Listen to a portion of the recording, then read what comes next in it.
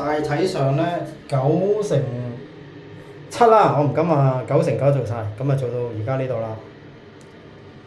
咁今日咧就都係裝咗隻門啦，咁啊呢啲裝咗啲新鎖啦，咁我哋油翻冇問題㗎啦。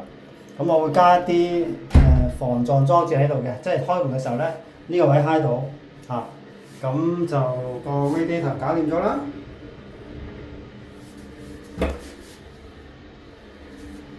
咁呢個燈光咧，我就想改善得靚啲。燈光一係又照到呢度，一係照到呢度，我想兩邊都照到嘅。呢度我會改少少，呢個12W。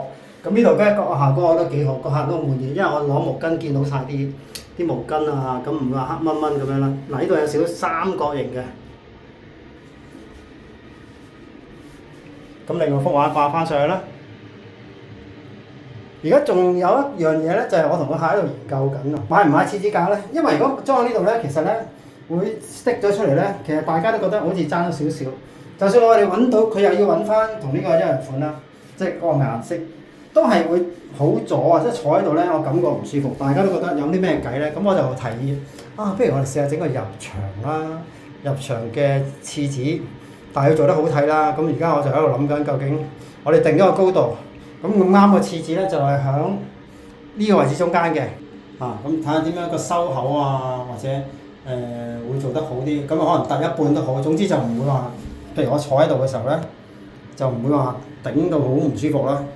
咁咁啱呢埲牆咧應該係石膏板嚟嘅，咁我有理由相信應該可以有啲搞作嘅呢個，咁呢度係跟住我哋要做嘢啦。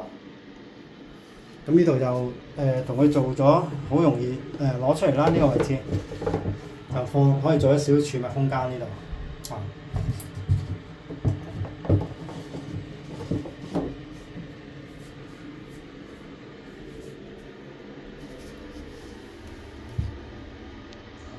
咁另外呢度咧就係一個花園，即係呢度一開就可以洗地嘅。咁佢插條喉咧就可以洗出邊個正門嗰度落雨。